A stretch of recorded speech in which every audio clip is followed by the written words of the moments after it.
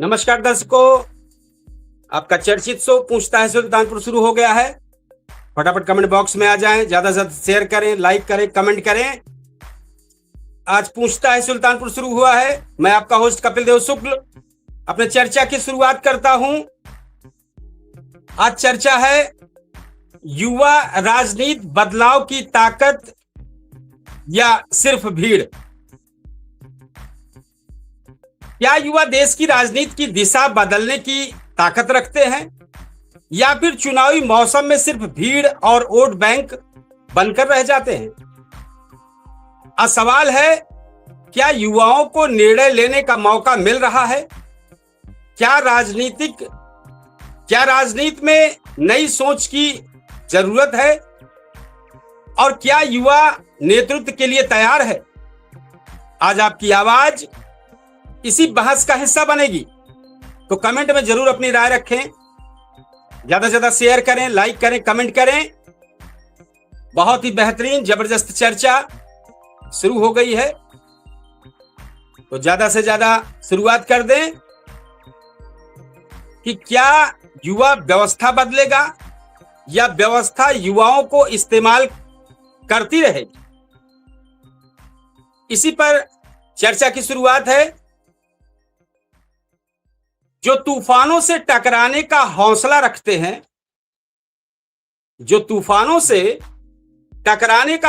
रखते हैं, वही इतिहास के पन्नों पर अपना नाम रखते हैं।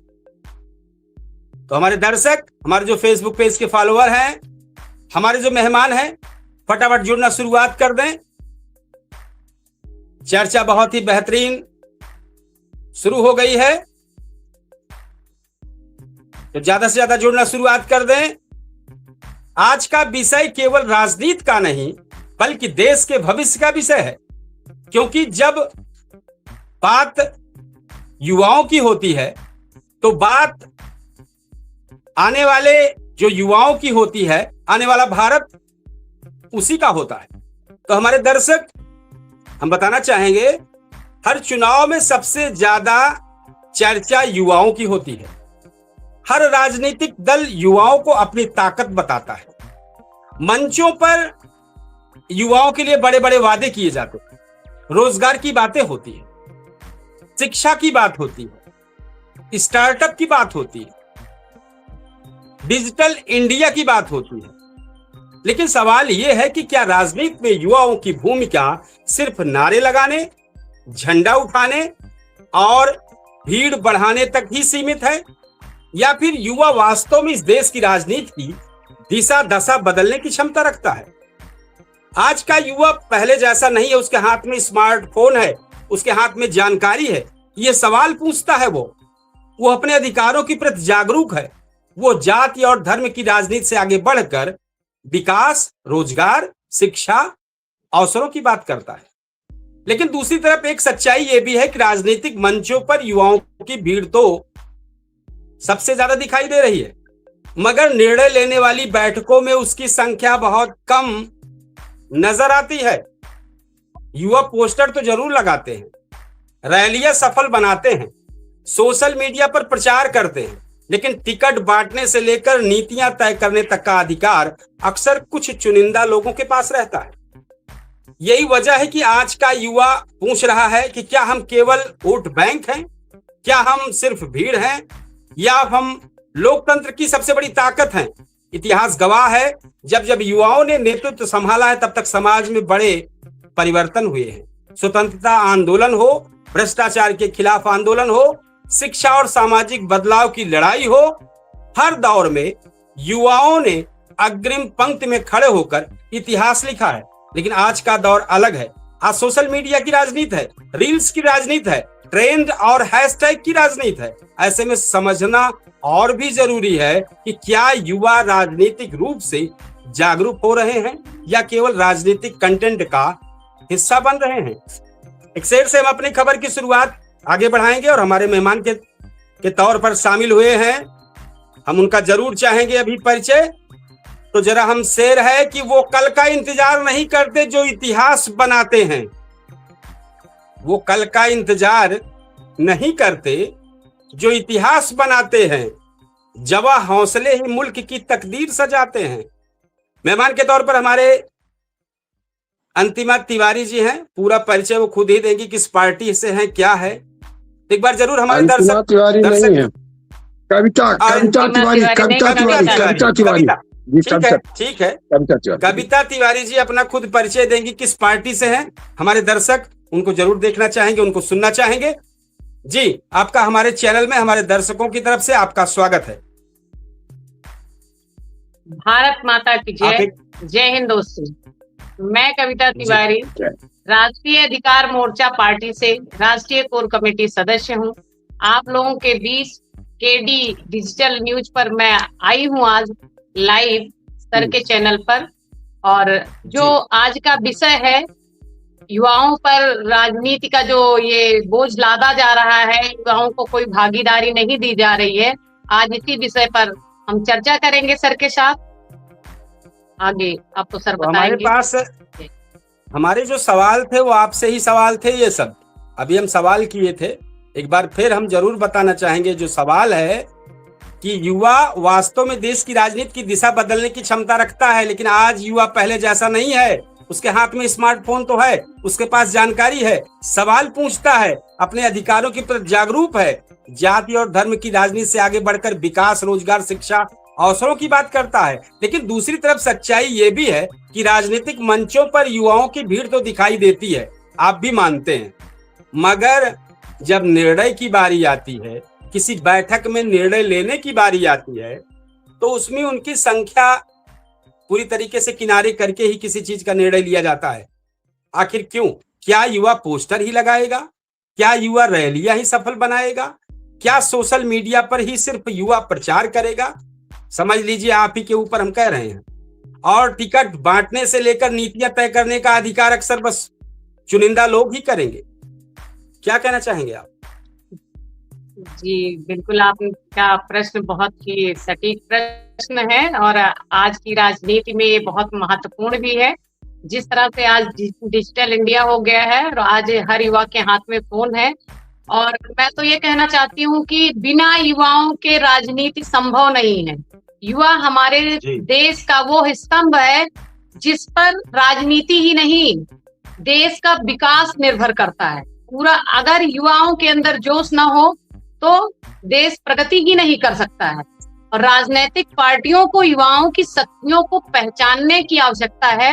जिस तरह से आपने ये सवाल किया कि राजनीति में सिर्फ युवाओं को भीड़ के तौर पर देखा जाता है, प्रचारक के तौर पर देखा जाता है, व्यवस्थापक के तौर पर देखा जाता है, मैं ये कहना चाहती हूँ कि अगर सही में जो पार्टियां राजनीति कर रही हैं वो युवाओं को समान भागीदारी, चाहे टिकट का बंटवारा है या निर्णय लेने पार्टी का कोई निर्णय है, जब तक अपनी पार्टी में अहम भूमिका युवाओं को नहीं देगी, वो आज की चहेती पार्टी नहीं बन सकती है। क्योंकि युवा वो शक्ति है जो सत्ता परिवर्तन करने की ताकत रखता है। युवा ही है जो हमें हर्ष से लेके अर्थ तक पहुंचाते हैं। जोश, उल्लास, हर काम में अगर युवा का हम उपयोग कर रहे हैं तो टिकट बंटवारे में या पार्टी की अहम नीतियों में युवाओं की भागीदारी क्यों नहीं होनी चाहिए? बिल्कुल होनी चाहिए। और आज तक की जितनी भी पार्टियां आई, जो आपने प्रश्न किया, ये बिल्कुल सही साबित हो रहा है कि युवाओं को सिर्फ मंचों की भीड़ तक रखा गया, व्यवस्थापक, प्रचारक के तौर पर रखा गया। लेकिन मैं आपको ये कहना चाहती हूँ कि हमारे यहाँ युवा प्रकोष्ठ कई तरह से बनाए गए हैं राष्ट्रीय अधिकार मोर्चा में, और हम युवाओं को बराबर मौका देने की कोशिश कर रहे हैं। हर जगह हमारा युवा मोर्चा की टीम है, उसमें भी छात्रों की अलग टीम है, गुरुकुल की अलग व्यवस्था है, हर तरह के प्रकोष्ठ कैडर हम बना रहे हैं। और आपका जो ये सवाल है, हम अपनी पार्टी के क्रियाकलापों के द्वारा इसका उत्तर देंगे कि युवा हमारे लिए केवल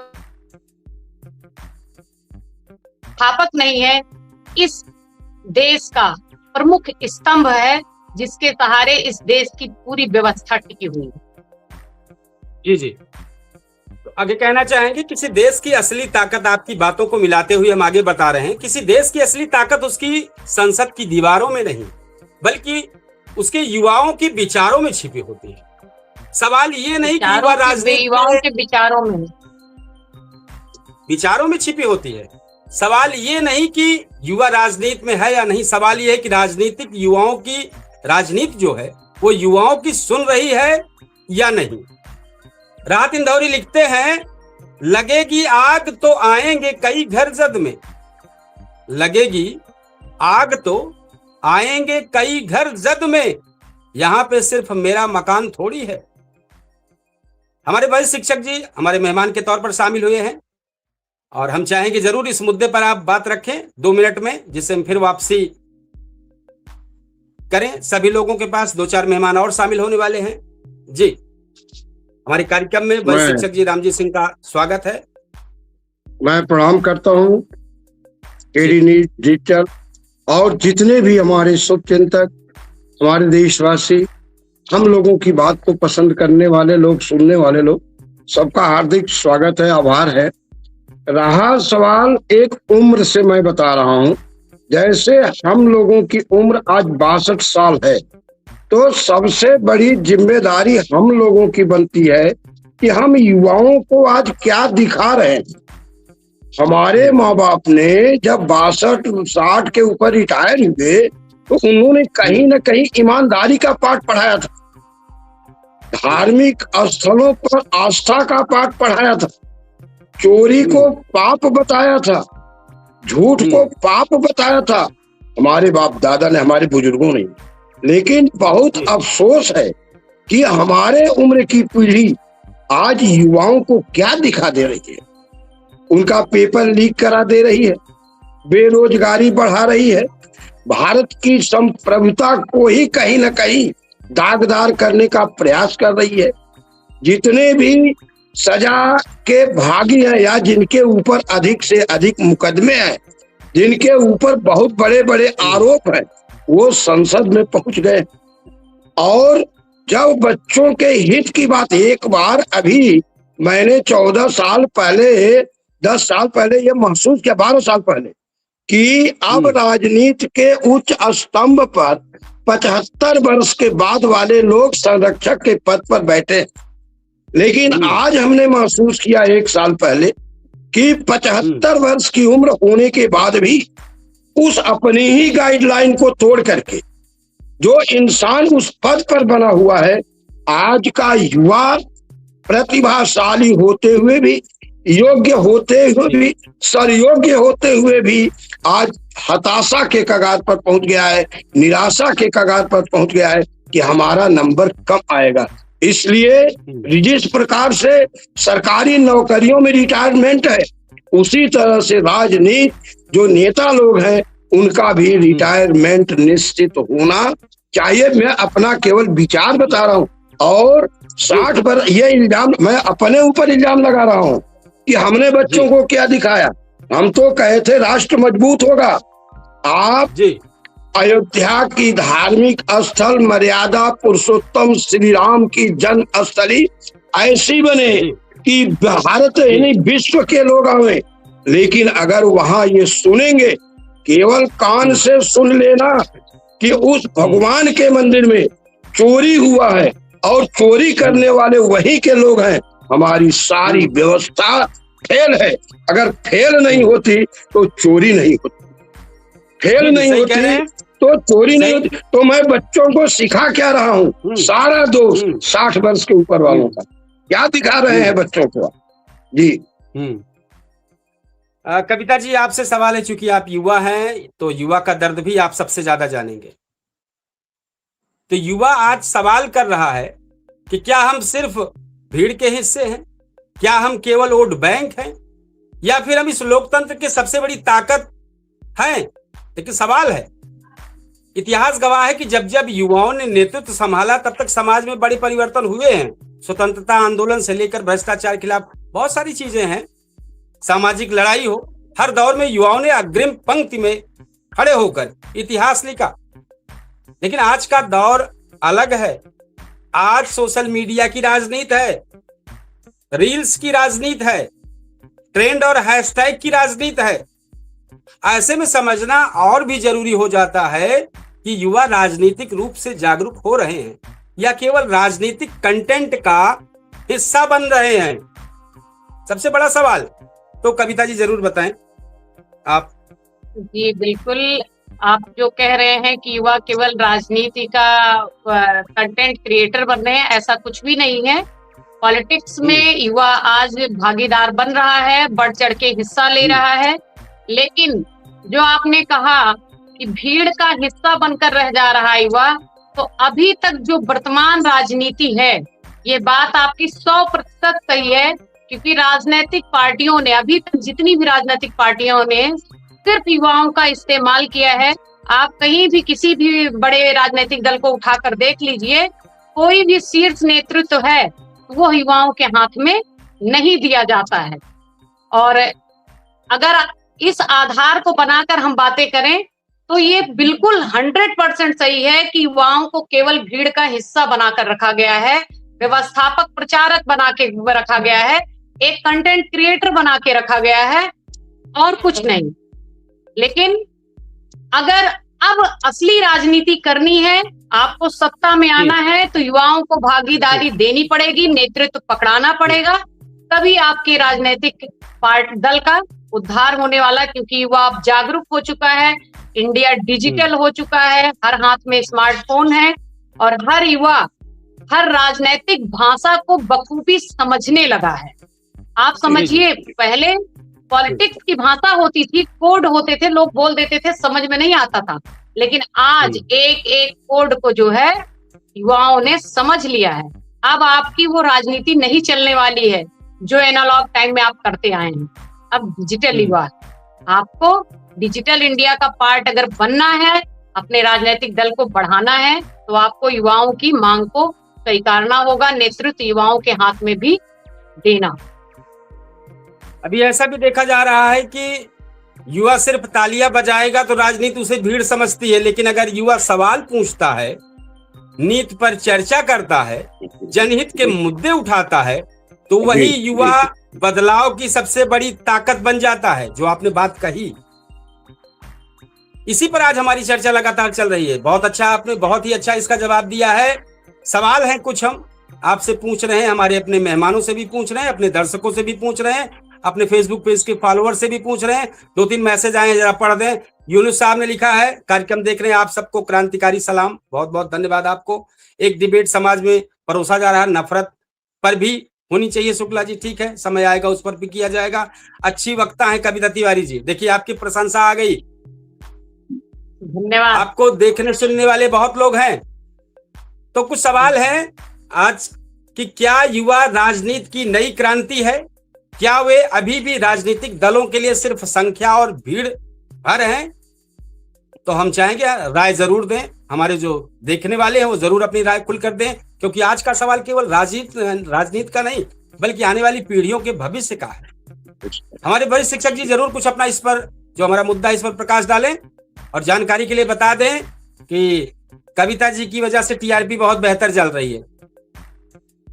चैनल की तरफ से आभार है जी हमारे वरिष्ठ शिक्षक जी। अगर आप इसको प्रमाणित कर रहे हैं, अगर आप इस चीज को प्रमाणित कर रहे हैं, तो मेरे से खुशहाल आज हिंदुस्तान में 2 ही 4 लोग ज्यादा होंगे, क्योंकि मैंने जिस बालिका को बचपन से कक्षा 1 से लेकर के और इंटरमीडिएट की शिक्षा दिया है, उस बालिका के आ जाने से लोगों पर उसकी भाषा, उसकी बोली, उसके कार्य और व्यवहार जब आप देखेंगे तो आपको समझ में आएगा कि आज जिस चीज पर आप चर्चा कर रहे हो, चर्चा बहुत मामूली नहीं है, वो भारत की स्तंभ है और उस पर ध्यान देना है।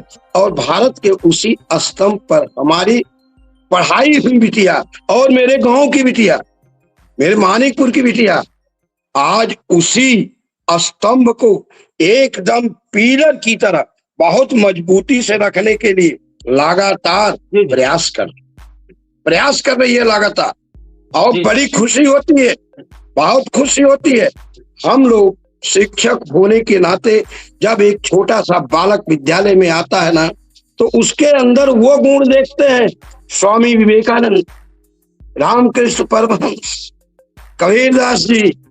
हम लोग उन बच्चों में ऐसी चंद्रशेखर आजाद, सुभाष चंद्र बोस जी को देखते हैं, और उनका उसी प्रकार से पालन पोषण, पढ़ाते लिखाते देखभाल करते हुए अपना जीवन समर्पित करने का प्रयास करते हैं।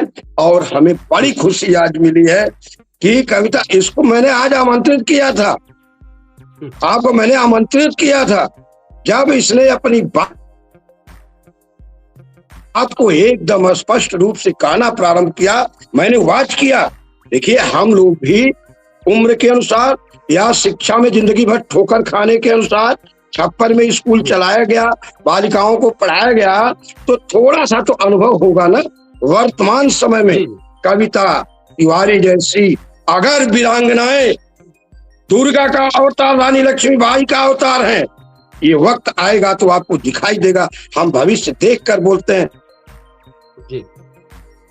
हम ज्योतिषी तो नहीं है, लेकिन बच्चों की प्रतिभा को देख करके बोलते हैं।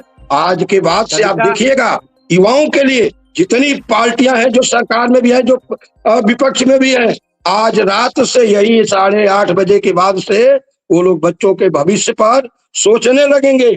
और उनका कोई भी कार्यक्रम होगा बच्चों का, पढ़ाई से लेकर के और परीक्षा तक, आप देख लीजिएगा ये लोग ध्यान देंगे। और ध्यान नहीं देते हैं तो नई पीढ़ी ही अब शासन में आएगी, ऐसा मुझको अनुभव हो। कविता तिवारी के लिए एक शेर है छोटा सा, क्योंकि इन्होंने संघर्ष किया उस संघर्ष पर। वक्त की रफ्तार को जिसने समझ लिया, बहुत समझदार है कविता जी, वक्त की रफ्तार को जिसने समझ लिया, उसने ही बदलाव का परचम बुलंद किया। आज जहां पे है अपनी मेहनत के बल पर है। और हमारे चैनल के लिए कहना है, हमारा चैनल जो रोज नित नए मुद्दों के साथ चल रहा है, सिर्फ हंगामा खड़ा करना मेरा मकसद नहीं, मेरी कोशिश है कि ये सूरत बदलनी चाहिए। कविता जी क्या कहना चाहेंगे? सिर्फ हंगामा खड़ा करना मेरा मकसद नहीं, मेरी ये कोशिश है, ये सूरत बदलनी चाहिए। क्या कहना चाहेंगे आज के इस मुद्दे पर? चूंकि युवा का ही चर्चा चल रहा है और आप इस कार्यक्रम में शामिल हैं, तो जरूर युवा अगर सवाल करे तो तख्त हिल जाते हैं, युवा अगर खामोश रहे तो हालात सिल जाते हैं। फैसला अब नौजवानों को ही करना है दोस्तों, बदलाव की ताकत बनना है या भीड़ में मिल जाना है, आपके ऊपर है।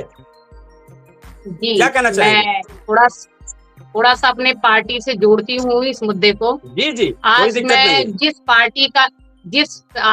जिस राजनीतिक दल राष्ट्रीय अधिकार मोर्चा की हिस्सा बनी हुई हूँ, मैं सोशल मीडिया से मैंने शुरुआत करी अपने विचारों की, और सोशल मीडिया पे मुझे मेरे भाई बहनों का बहुत प्यार भी मिला और काफी पॉपुलरिटी मिली। लेकिन उसके बाद कुछ काले कानून आए गवर्नमेंट के द्वारा, जिसमें हमारे पार्टी के राष्ट्रीय संस्थापक जो है संस्थापक जी अलंकार अग्निहोत्री जी ने उसके विरोध में अपनी मजिस्ट्रेट जैसी नौकरी को लात मार दी, इस्तीफा दे दिया। और उन्होंने कहा कि अब हमारे समाज की दुर्दशा शुरू कर दी गई है, कानूनों की बेड़ियों में हमें जकड़ा जा रहा है, हम अपनी आवाज को भी नहीं उठा सकते हैं। ऐसी नौकरी करने से क्या फायदा है जब हम अपने समाज के लिए नहीं बोल सकते हैं। यूजीसी जैसे काले कानून के लिए उन्होंने पीसीएस रैंक की नौकरी ठुकरा दी। उसके बाद जब उनकी मेरे से मुलाकात हुई तो उन्होंने मुझे ये बताया कि मैं अपने समाज के लिए लड़ने आया हूँ, अपने युवाओं के लिए लड़ने आया हूँ, महिलाओं के लिए लड़ने आया हूँ। सर्व समाज की पार्टी है हमारी, केवल प्रतिनिधित्व जो है वो सवर्ण समाज का नेता कर रहा है। इसका मतलब ये नहीं है कि कोई राजनीतिक दल एक किसी जाति बिरादरी का नहीं होता है, हर राजनीतिक दल में सर्व समाज का समावेश होता है। तो मैं जितने भी काले कानून हैं इनका विरोध करता हूँ, जिससे हमारे समाज में विभेदीकरण की नींव डाली जा रही है। हम समाज को बढ़ते हुए नहीं देख सकते हैं। और जैसा कि आप मुझे जानते हैं, मैं तमाम सामाजिक संगठनों में भी हूँ और कार्य करती आई हूँ। 3 साल हो गए मुझे समाज सेवा करते हुए।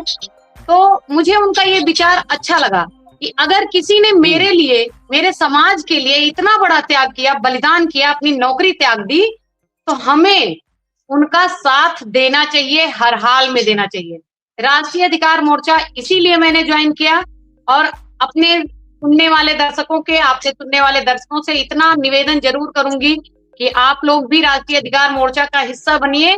आज तक आप लोगों की जो अन्य सरकारों से दरकार थी उसको हम पूरी करने की पूरी कोशिश करेंगे। बहुत बड़ी जुमलेबाजी तो हमें नहीं आती है, लेकिन ठोस बातें जरूर कहते हैं। शिक्षा, रोजगार आदि विषय जो आज एक मजाक बन के रह गया है, स्वास्थ्य, चिकित्सा पे आ जाइए। केवल एक चिकित्सा व्यवस्था हमारी ऐसी हो गई है कि केवल सरकारी अस्पताल 200 बेड के हैं, 500 बेड के हैं, लेकिन ट्रीटमेंट कितना मिल रहा है वो जनता जानती है। इन सब मुद्दों पर हम चुनाव लड़ेंगे। हमारे चुनावी मुद्दे हैं शिक्षा, रोजगार और चिकित्सा। मेन मुद्दा हमारा ये होगा। उसके बाद जो समाज में विभेदीकरण की राजनीति है उसका भी हम खंडन करते हैं, उसको भी हम खत्म करने की कोशिश करेंगे। हमसे जुड़िए, हम आपकी उम्मीदों पर खरा उतरेंगे। एक व्यक्ति जो त्याग करके आया है उसका साथ दीजिए। आप मेरी आवाज बनिए, हम आपकी आवाज बनेंगे। हर युवा का स्वागत है, हर वर्ग का स्वागत करती है राष्ट्रीय अधिकार मोर्चा। जी बहुत अच्छा।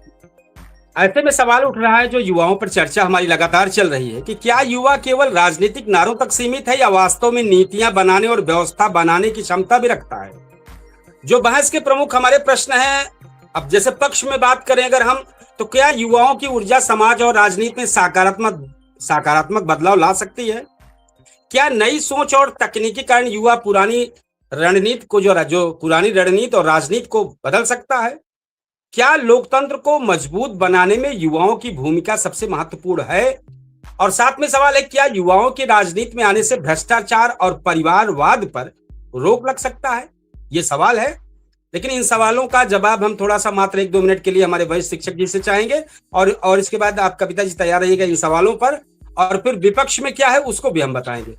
जी वरिष्ठ शिक्षक जी। देखिए, मैं किसी भी राजनीतिक पार्टी का एक पैसे का ना सदस्य हूँ किसी भी, और ना आजीवन रहूंगा, ये मैंने व्रत लिया है। लेकिन अभी कविता ने एक बात कहा कि पीसीएस रैंक के अधिकारी, जब उन्होंने देखा यूजीसी का जो नियम था वो सवर्ण युवाओं का जो उच्च क्वालिटी के विद्यालय उसमें उच्च श्रेणी पर जाएंगे, अगर वो गलती नहीं भी करते हैं और उसमें अन्य वर्ग के लोग SC ST बैकवर्ड जो भी हो, अगर झूठा आरोप भी लगा देते हैं, तो सवर्ण में जन्म लिया हुआ बालक युवा, उच्च शिक्षा प्राप्त करने वाला, जिसका जन्म लेने में कोई दोष नहीं, उसका अपना दोष नहीं है, उस बच्चे को अपराध न होने के बावजूद भी जेल जाना पड़ेगा, उसका सारा करियर बर्बाद हो जाएगा। जब इस बात की, युवाओं की बात मैं कह रहा हूँ, इस बात को जब अलंकार अग्निहोत्री जी ने महसूस किया, पीसीएस अधिकारी वक्त को भांप गए, युवाओं के भविष्य को भांप गए, करियर को भांप गए, और भारत माता की संतान को अन्याय होता देख लिए। ऐसी स्थिति में उन्होंने त्याग पत्र दिया। मैं किसी पार्टी का नहीं हूं, ना आजीवन रहूंगा, लेकिन उनकी उस वक्त के इस त्याग का मैं स्वागत करता हूं। वहीं पर जब बच्चों की नीट की परीक्षा लीक हुई, और लीक होने के बाद भी हमारे इस देश का, भारतवर्ष का केंद्रीय मंत्री, युवाओं ने कहा आप केवल इस्तीफा दे दीजिए। बच्चों के कल्याण के लिए धर्मेंद्र प्रधान ने इस्तीफा नहीं दिया और आज भी कुर्सी पर बैठे हुए हैं। मैं उनकी आलोचना करता हूं। मुझे उनका कुर्सी से चिपके रहना यह हमें पसंद नहीं है। खुली बात। जी सही कह रहे हैं। हम अपने मेहमान के तौर पर 2-3 लोग और जो शामिल होना चाह रहे हैं, अगर उनसे हम कहेंगे थोड़ा सा जल्दी शामिल हो जाएं, क्योंकि कार्यक्रम आधे घंटे का निकल चुका है और ज्यादा से ज्यादा 15 मिनट से 18 मिनट का समय शेष बचा है, तो जल्दी जुड़ें। और बहुत ही बेहतरीन वक्ता और एक बेहतरीन नेता हमारे सामने हैं, जरूर उनकी बातों को सुने आकर। और साथ में थोड़ा सा हम ये कहना चाहेंगे कि अभी जिस पर चर्चा चल रही थी, तो विपक्ष में क्या है जिस पर चर्चा हुई थी, उस पर हम सवाल जो किए थे, कविता जी जरूर बताइएगा कि क्या युवाओं के राजनीति में आने से भ्रष्टाचार और परिवारवाद जो चल रहा है उस पर रोक लगेगी? ये सवाल है। 2 मैसेज आए हैं, हम जरा मैसेज पढ़ दें। यूनुस शाह का मैसेज आया है, वरिष्ठ शिक्षक रामजी सिंह के लिए काफी प्रभावित है। वरिष्ठ शिक्षक जी बेबाक और बेहतर बोलते हैं, उन्होंने लिखा है। और उन्होंने फिर लिखा है कविता जी के लिए कि सुन रहा हूं उनकी बातों में आपका शिक्षित होना, स्पष्ट राजनीति में आप जैसी महिलाओं का होना चाहिए। आपका सपोर्ट कर रहे हैं। आज का समाज जो है वो अनपढ़ों को ज्यादा अहमियत नहीं देता है। आप पढ़े लिखे हैं, आप आगे आए, आपके साथ है। ये इन्होंने मैसेज लिखा है। कविता जी बहुत बहुत जरूर धन्यवाद। जवाब दें कि क्या युवाओं बहुत की बहुत राजनीति धन्यवाद। आने से भ्रष्टाचार और परिवारवाद पर रोक लगेगी? बिल्कुल बिल्कुल लगेगी, क्योंकि परिवारवाद ऐसा हो गया है जैसे इनका खानदानी पेशा हो गया है कि दादाजी प्रधानमंत्री थे, उसके बाद उनका बेटा हो जाएगा, फिर पोता हो जाएगा। इसी वजह जी, से जी। हमारे जो अन्य युवा हैं उनको अवसर नहीं मिलता है। और जब हम टैलेंट को पहचानेंगे, युवाओं की भीड़ के बीच से हम टैलेंट को निकाल कर लेके आएंगे, तो जरूर परिवारवाद पर रोक लगेगी, बिल्कुल। और भ्रष्टाचार की राजनीति भी खत्म होगी, क्योंकि जब नए नए चेहरे हमारे सामने आएंगे और बहुत लंबे समय तक कोई शासनकाल में नहीं रहेगा, तो अपने आप भ्रष्टाचार पर रोक लगेगी। युवा आएंगे तो परिवारवाद पर ही नहीं रोक लगेगी, भूचाल आएगा, एकदम से राजनीति में खलबली मच जाएगी। जो ये कुछ धुरंधर बैठे हुए हैं, जिनके धुरी पर ही पूरी राजनीति नाच रही है, कोई कुछ भी कर ले, किसी का जो है पत्ता नहीं लगने पाता है, इनका पत्ता फिक्स हो चुका है। इस पर जरूर नियंत्रण होगा। एक सवाल और भी करें, चूंकि आप ही से सवाल है कि युवाओं को लेकर भीड़ और प्रचार के लिए इस्तेमाल किया जाता है, क्या आप सच मानते हैं इसको? राजनीतिक दल जो है बिल्कुल मैं मानती हूँ और स्वीकार करती हूँ कि आज तक की राजनीति में ये चीज देखी गई है। लेकिन मैं अपनी पार्टी की तरफ से बिल्कुल ये कहना चाहती हूँ कि हम प्रचार के तौर पर नहीं, युवाओं को सलाहकार के तौर पर भी लाएंगे, अपनी पार्टी में उनको एक अहमियत देंगे, एक अहम हिस्सा बनाएंगे। पार्टी की रणनीतियां तय करने में भी उनकी हम भागीदारी जरूर रखेंगे। और एक सवाल है, चूंकि अधिकांश युवा राजनीतिक विचारधारा से अधिक सोशल मीडिया ट्रेंड से ज्यादा प्रभावित है, क्या लगता है आपको? बिल्कुल, आज सोशल मीडिया का जमाना है, डिजिटल इंडिया है, तो अगर युवा ट्रेंड के साथ चलता है तो इसमें कोई बुराई करने की बात नहीं है। आज का जमाना है, डिजिटल इंडिया का जमाना है, सोशल मीडिया का जमाना है। युवा उस पर अपने विचार रख रहा है, युवा उसके बहाने अर्निंग कर रहा है। ये बहुत फक्र की बात है, खुशी की बात है। मैं तो स्वागत करती हूँ कि आप सोशल मीडिया पर आकर अपनी बातों को मजबूती से रख रहे हैं, आपकी बात सत्ता के गलियारे तक पहुंच रही है। ये हमारे लिए बहुत ही अच्छी बात है और युवाओं को जरूर सोशल मीडिया पे बने रहना चाहिए। जी कह रहे हैं युवाओं को। जैसे एक चीज और भी है, ये तो आप मानिए थोड़ा सा गंभीर प्रश्न है कि युवाओं को पर्याप्त राजनीतिक प्रशिक्षण अनुभव नहीं मिल पाता है, क्या ये सच है? बिल्कुल नहीं मिल पाता है, बिल्कुल नहीं मिल पाता है। और इसके लिए हमने जो राजनीतिक दल बनाया है, आपको भी बता दें, हमारे जितनी भी टीम गठित हुई, अभी आपके इंटरव्यू में भी हमने बोला था कि अभी हम इस पे विचार कर रहे हैं। हमारी ट्रेनिंग स्टार्ट होने वाली है 20 जून से लेकर कल लगभग हम 10 जुलाई तक युवाओं की, या जो भी हमारे पार्टी का कार्यकर्ता है या पदाधिकारी हैं, सबकी हम ट्रेनिंग करवा रहे हैं। और एज अ ट्रेनिंग देने के बाद ही हम चुनावी मोड में आएंगे और सभी का स्वागत करते हैं, सभी वर्गों का स्वागत करते हैं। साथ ही ये कहना चाहेंगे, चूंकि अब आप किसी पार्टी से जुड़े हैं तो पार्टी के बहुत सारे पार्टी की गतिविधियों भी आपको लगभग पता होगी थोड़ी मोड़ी, तो क्या ऐसा लगता है कि राजनीति में वास्तविक निर्णय आज भी वरिष्ठ नेताओं के हाथों में ही रहता है? ये हमारे जो हिंदुस्तान की परंपरा है, ये उसी का पालन करते राजनीतिक दल भी नजर आते हैं। जैसे हम परिवार में, किसी भी परिवार में हम रहते हैं तो परिवार का मुखिया जो होता है वो हमारे यहाँ बड़ों को ही बनाया जाता है। जबकि कभी कभी आप किसी परिवार में देखते होंगे कि निर्णय लेने की क्षमता युवाओं में ज्यादा होती है उस परिवार के मुखिया के तौर पे, जितना मुखिया के पास इतना निर्णय लेने की क्षमता नहीं होती है। लेकिन मुखिया को टैलेंट को समझना चाहिए। अगर आपका बच्चा आपसे बेहतर निर्णय ले सकता है तो आप अपने मार्गदर्शन में उसके निर्णय का समर्थन करना चाहिए, वो परिवार जल्दी प्रगति करता है। ऐसा ही हमें राजनीति में भी करने की आवश्यकता है कि जो युवा हमारा ज्यादा टैलेंटेड है या हमारा मार्गदर्शन कर सकता है, हमें थोड़ा सा पीछे होके उसको अवसर देना चाहिए। ये हमारे लिए सौभाग्य की बात होनी चाहिए। और अगर इस राजनीति से हम चलते हैं तो हमारी राजनीति भी अच्छी चलेगी। हमारे वैश्य शिक्षक जी क्या कहना चाहेंगे इस पर? और हम मेहमानों को एक बार फिर आह्वान करेंगे कि जो 2-3 मेहमान जुड़ना चाह रहे थे, अगर जुड़ने का प्रयास करें, क्योंकि आप लास्ट पे चल रहे हैं, 10 से 12 मिनट का देखिए, कार्यक्रम बचा हुआ मैं है। बता रहा हूँ जी मैं बता जी रहा हूँ अभी मैं कहता हूँ आपसे ना कि मैं बहुत बड़े इतिहास पर नहीं चलता हूँ। अभी चर्चा हो रही थी कि राष्ट्र की रक्षा के लिए क्या जो बहुत सीनियर हैं, बहुत बुजुर्ग हैं, वही चला सकते हैं, युवा नहीं चला सकता है। और कविता ने कहा कि युवा बेहतर चला सकता है। उसका उदाहरण मैं खुद हूँ। आज के जी 12 साल पहले यानी 50 वर्ष की अवस्था में मैं भी चाहता तो अभी विद्यालय का संस्थापक, मैनेजर, प्रबंधक मैं ही हो सकता था, लेकिन मैंने लिखित त्याग पत्र दे दिया था और पंकज कुमार सिंह को आज के 12 साल पहले, मैं आपसे बता रहा हूँ, प्रबंधक बना दिया इस्तीफा हूँ। देके तब मैं युवाओं के इस्तीफा लिए देके बोलता बैठा हूँ। है। तब एक बुला के, अरे सुनिए, बुला जी के हम कहे भैया काल पखुरियावे के न पड़े, एक ले लिया और हो सकता है आप मुझसे बेहतर। रो दिया था, उसके आंख से आंसू निकल गया था। कहा पिताजी, जी जिस तरह से आप संघर्ष करके विद्यालय को चलाए हैं, लोग बताते हैं कि साइकिल से आप 60-60 किलोमीटर चले हैं, आप बहुत गलत काम कर रहे हैं। मैंने कहा नहीं बेटा, मैं मानता हूं कि अब मुझको संरक्षक बनना है, अब मुझको जी थोड़ा घूमने टहलने का मौका दो। अगर आप विश्वास करते हो कि मैंने कुछ किया है तो केवल चल लो। जब हम थे 4 कमरे में थे, आज 15 कमरे में हैं। इसलिए युवाओं को, इसीलिए मैंने कहा कि 75 वर्ष का इंसान देश चलाने के लिए वो कूद रहा है।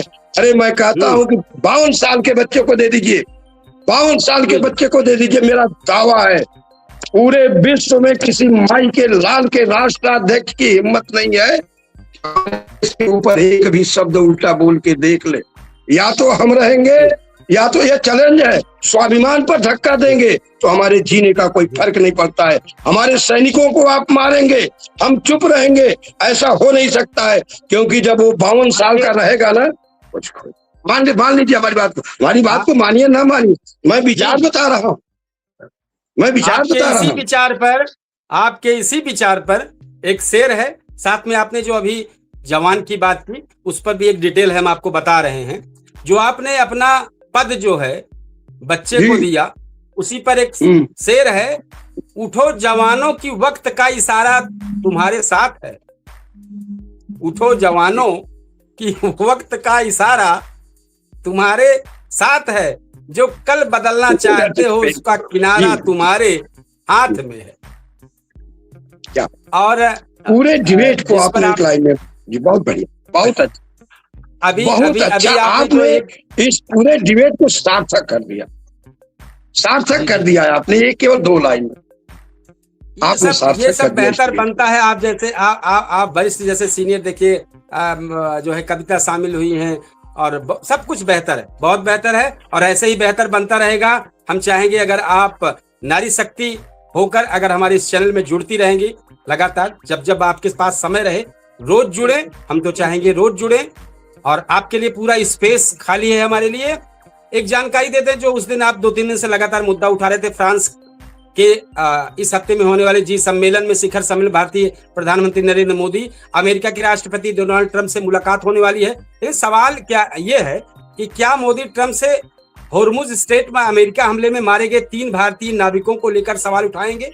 सवाल बड़ा बेतुका यहाँ आया, मतलब कि वहां के अमेरिका ने अभी तक भारतीय नाविकों की हत्या पर माफी तक नहीं मांगी है। उल्टा अमेरिका के विदेश मंत्री मार्को रूबियो ने भारत को धमकाया ही है, जो शब्दों का खेल है। दूसरी तरफ भारतीय नाविकों की मौत पर भारत में भारी गुस्सा है और अमेरिका के रवैये पे लगातार सवाल उठ रहे हैं। अमेरिकी एक्सपर्ट डेरेक जे ग्रॉस मैन, जो यूएससी के डॉर्नसाइन के प्रोफेसर हैं और एशिया मामलों के जानकार, उन्होंने कहा कि इस तरह विदेश मंत्री को जवाब नहीं देना चाहिए था। ऐसा जवाब, मार्को रूबियो का बयान गंभीर सवाल है। ये इस तरीके से एक तरफ आप दोस्त कहते हैं भारत को और इस तरीके से कहते हैं, तो नहीं होना चाहिए था इस तरह। जी शिक्षक जी जरूर बताएं आप।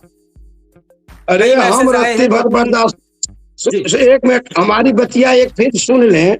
मैं अपने स्कूल में कभी कभी बोलता हूँ, मेरे विद्यालय में जो बालिकाएं या जो बालक पढ़ रहा है, अगर वो सीधे विद्यालय आ रहा है, अगर किसी ने उसको कुदृष्टि बिना दोष के छेड़ने की हिम्मत किया तो पहले एसपी साहब को प्रार्थना पत्र देंगे। उनकी कार्रवाई में देर लग जाएगी, लेकिन पहले हम खुद उनको एकदम अपनी भाषा में शुद्ध करेंगे, तब संविधान पढ़ेंगे। आपकी हिम्मत कैसे हुई? हमारे बच्चों को आप छेड़ देंगे, हमारे बच्चों को आप कुछ ये यही ओरिजिनल है। आपकी हिम्मत कैसे हुई? यानी जब मेरी कोई कमी है तभी हमारे बच्चों को आप छेड़ेंगे और मैं आपसे दोस्ती करूंगा? इराम जी से नहीं होगा। तो जब विद्यालय में नहीं होगा, मैं विद्यालय में हूं तो ये नहीं होगा।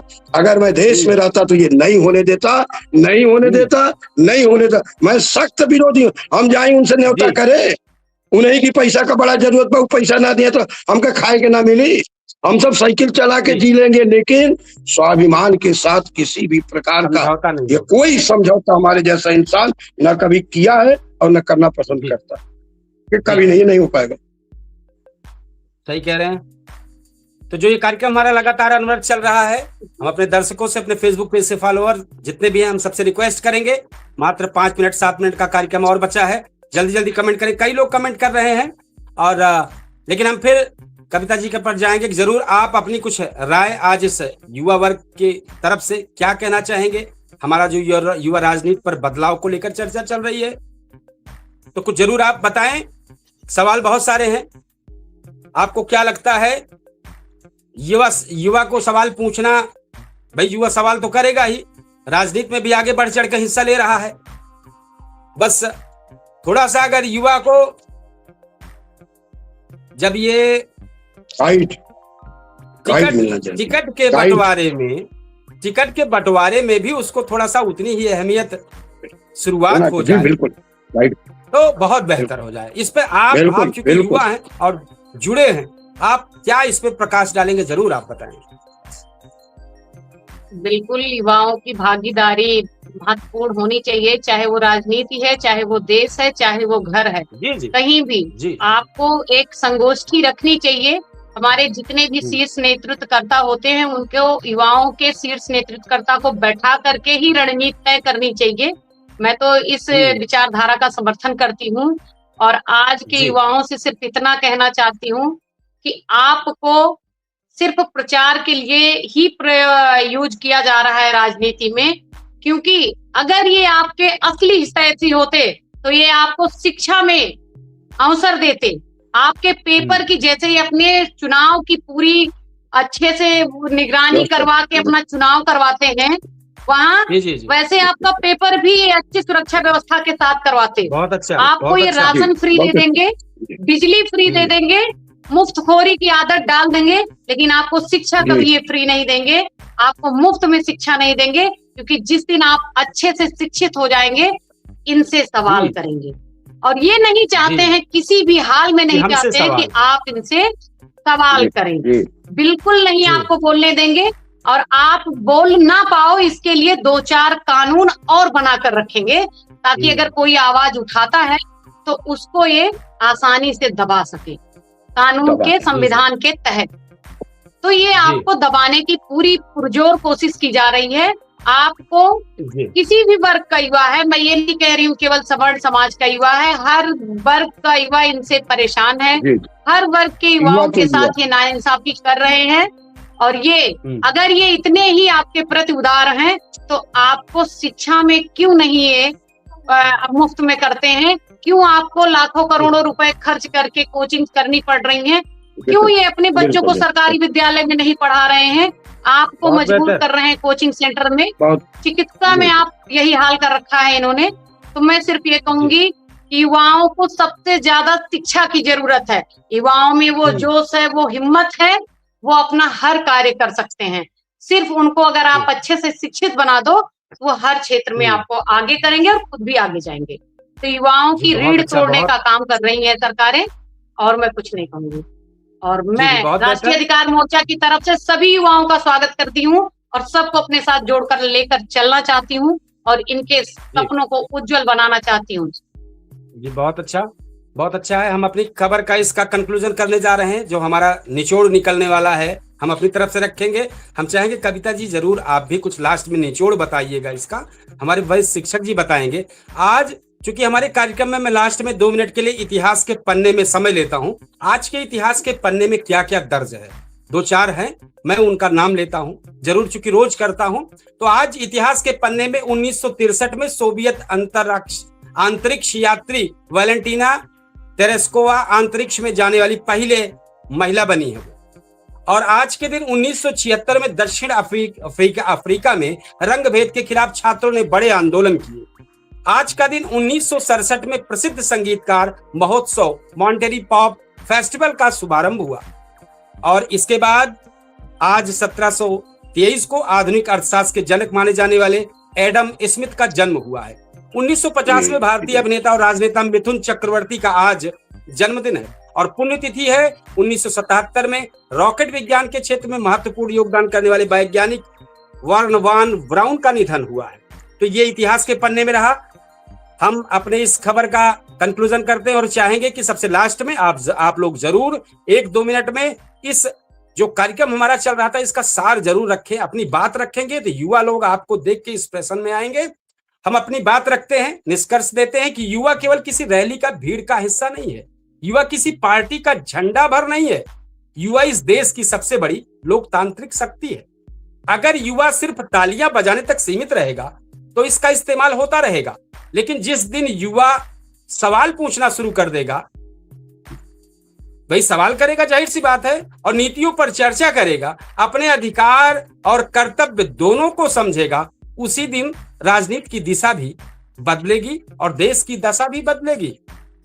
याद रखिए, इतिहास गवाह है, हर बड़े परिवर्तन के पीछे युवाओं की सोच, संघर्ष और संकल्प रहा है। इसलिए युवाओं को यह तय करना होगा कि उन्हें किसी नेता की भीड़ बनना है या कल का नेतृत्व करना है। आज का सबसे बड़ा सवाल यही है, क्या युवा राजनीति को बदलने आया है या राजनीति युवाओं को अपने हिसाब से चला रही है? क्योंकि लोकतंत्र में सबसे बड़ी मजबूत आवाज किसी सत्ता की नहीं बल्कि जागरूक युवा की होती है। और अंत में हम कहेंगे, जब युवा जागता है तो व्यवस्था बदलती है, और जब युवा सोचता है तो समाज बदलता है, और जब युवा नेतृत्व करता है तो इतिहास बदलता है। अब फैसला आपके हाथ में है, युवा राजनीति की ताकत है या सिर्फ भीड़ का हिस्सा? अपनी राय कमेंट बॉक्स में जरूर दीजिए, क्योंकि पूछता है सुल्तानपुर लगातार जवाब मांग रहा है और लगातार अपने इस मुद्दे पर सो कर रहा है। हम चाहेंगे हमारे वरिष्ठ शिक्षक जी 1-2 मिनट में अपनी बात रखें और इसके बाद अंतिम में जरूर आप कविता जी जरूर बात रखिएगा। उम्र के जिस पड़ाव पर मैं पहुंच गया हूं, अब मेरी अपनी नैतिक जिम्मेदारी खुद बनती है कि युवाओं के हित के लिए, युवाओं को समाज में स्थापित करने के लिए, युवाओं के अधिकार के लिए और उनको उच्च पदों पर बैठने के लिए जो भी रास्ते हमें दिखाई देते हैं, उन सभी रास्तों पर हमें चर्चा करके उन रास्तों को खुला रखना चाहिए, ताकि अब जो युवा वर्ग है, हमारी पीढ़ी जिस पीढ़ी में हम पहुंच गए हैं, हमने अधिक से अधिक, केवल निगेटिव नहीं बता रहे हैं कि हमने चोरी दिखाया, हमने छिनैती दिखाया, एकाएक बहुत बड़े पद पर दिखाया, देश में दुर्दशा हो रही है, कम मेहनत से अधिक धन इकट्ठा करने का ढंग दिखाया। ये सारी चीजें खिलाफ होनी चाहिए और बच्चों को एक उनकी प्रतिभा के अनुसार उनको जिम्मेदारी की, देश की बागडोर देना है, देश का बागडोर देना जिम्मेदारी से। अब हम लोगों को, अब पहले 100 वर्ष तक जीते थे, 75 वर्ष तक राजनीति करते थे, आज हमारी 50-60 वर्ष के बाद उम्र कम होती जा रही, इसलिए 40 वर्ष की अवस्था में ही युवाओं को देश का भार सौंप देना चाहिए। 40 वर्ष की अवस्था। लास्ट में आपका कंक्लूजन 1 मिनट 1.5 मिनट में पूरा कर दे। आपका ये कार्यक्रम और आपका विषय बहुत शानदार रहा। निश्चय ही ये एक युवा क्रांति को जन्म देगा। आपके प्रश्नों से युवा प्रभावित होंगे और मेरे जवाबों से भी हो सकता है कि कुछ संतुष्टि हो उनको। लास्ट में यही इतना कहना चाहती हूँ कि हर युवा वर्ग को सामने आना पड़ेगा, अपने अधिकारों को लेना पड़ेगा, छीनना पड़ेगा। वो समय है कि शांति से रह करके आप अपने अधिकारों को नहीं पा सकते हैं। मैं युवाओं से यही आह्वान करूंगी कि जो आपको धरातल पर कार्य करता दिखे, आप उसका समर्थन कीजिए। जो आपकी आवाज बनता दिखे, आप उसका समर्थन करिए। जो जी आपको आश्वासन देने के बाद आपके कार्यों को धरातल पर उतार दे, आप उसका साथ दीजिए। मैं कभी नहीं कहती हूँ कि आप सिर्फ हमारा साथ दीजिए, आप हमारा कार्य देखिए, आप हमारे बयान देखिए, उसके बाद हमसे जुड़िए। जय हिंद, जी जय भारत, वंदे मातरम। जी, बहुत अच्छा। हम चाहेंगे लगातार मेरे कार्यक्रम में, जब भी मेरा कार्यक्रम 8:30 बजे से शुरुआत हो रहा है, लगभग 45-50 मिनट का कार्यक्रम है, आप जरूर मेरे कार्यक्रम में जब भी समय मिले, मेरा रोज कार्यक्रम चलता है, हो सके रोज जुड़े। जब भी आपके पास समय, स्वागत आपका है। प्रेम खाली है, आपकी जगह खाली है। हमारे बड़े शिक्षक जी मेहमान के तौर पर शामिल हुए, आपका बहुत बिल्कुल बहुत हम आभार है। आपके कार्यक्रम में आएंगे। जी जी, हमारे सभी दर्शक, सभी हमारे फेसबुक पेज के फॉलोअर, सभी लोगों का आभार है, जिन लोगों ने मैसेज किया, जिन लोगों को हम पढ़ पाए, ठीक है, जिन लोगों का बाद में हम मैसेज का जवाब देंगे। सभी लोगों से चाहेंगे बेहतरीन कार्यक्रम, बेहतरीन मुद्दों के साथ ये पूछता है सुल्तानपुर लगातार अनवरत चल रहा है। मैं आपका होस्ट कपिल देव शुक्ल कल फिर किसी बेहतरीन मुद्दों के साथ आपके सामने हाजिर होऊंगा। साथ ही हम चाहेंगे हमारा अवधि समाचार को ज्यादा से ज्यादा सपोर्ट करें, जय अवध का माटी, जय अवध की संस्कृति को, और पूछता है सुल्तानपुर के इस लाइव डिबेट शो को। हम इस कार्यक्रम का समापन कर रहे हैं। कल फिर मुलाकात होती है इसी समय, इसी तेवर, इसी कलेवर के साथ। जय हिंद, शुभ रात्रि। शुभ रात्रि।